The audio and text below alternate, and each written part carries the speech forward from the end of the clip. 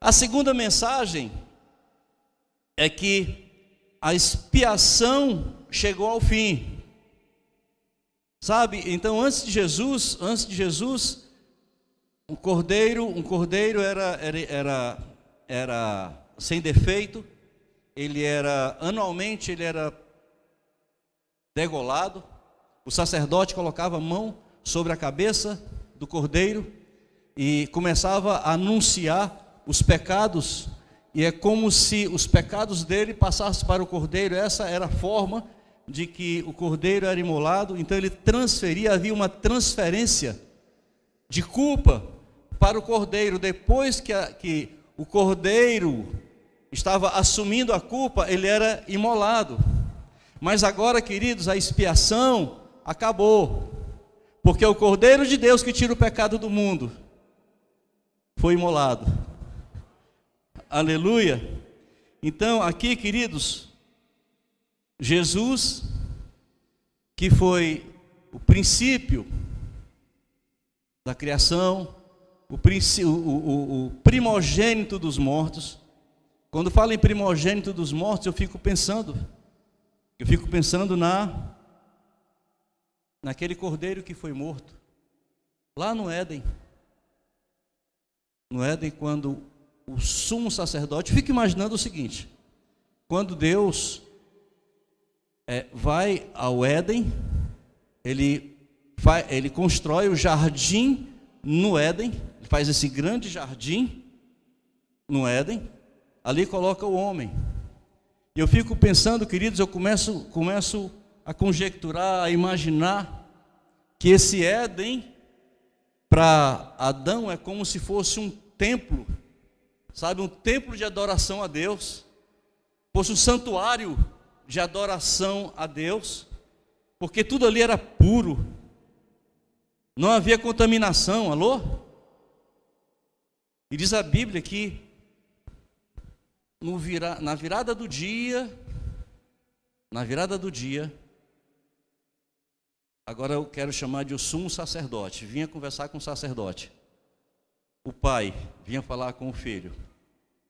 Deus vinha falar com a sua criação. Deus vinha aqui compartilhar, vinha conversar, vinha bater papo. Sabe, tão importante é o homem para Deus, que Deus, em meio a tanta ocupação, porque Ele rege o mundo, Ele monitora todo o mundo, todos os universos, arranjava tempo para bater papo com Adão. Às vezes nós nos sentimos tão ocupados, né? Somos tão ocupados. Deixa eu dizer uma coisa para você: Deus encontra tempo para falar contigo. Deus encontra tempo, tá? Sabe por quê? Porque você é especial. Deus não ia conversar com Adão simplesmente para um bate-papo comum, não. Deus amava fazer isso, assim como ama interagir conosco, conversar conosco. Aleluia. Então, queridos, a expiação chegou ao fim. Lá em Adão, aquele animal, eu fico imaginando que aquele animal que foi morto, aquele cordeiro que foi morto, foi tirado a pele dele para vestir a nudez de Adão e Eva, porque antes da queda, antes do pecado, eles estavam nus, mas existia esse tom de inocência sobre eles.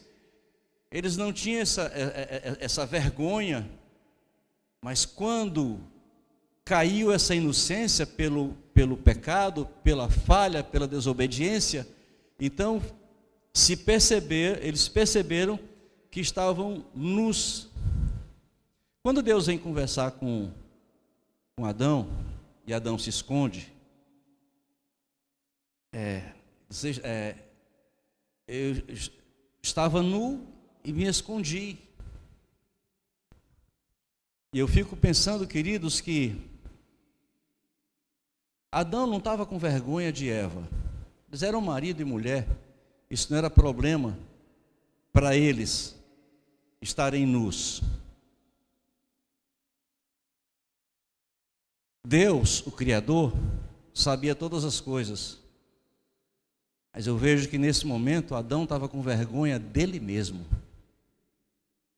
Eles estavam com vergonha de si próprio, porque falharam. Deus deu uma missão e eles falharam.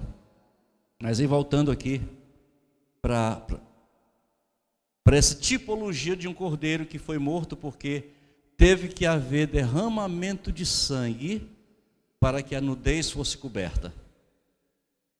E agora, Jesus derramou o sangue, agora de uma vez por todas, a expiação, ela acontece, o sacrifício acontece, Jesus é morto, o sangue é derramado, e agora pronto, não precisa mais morte de cordeiro.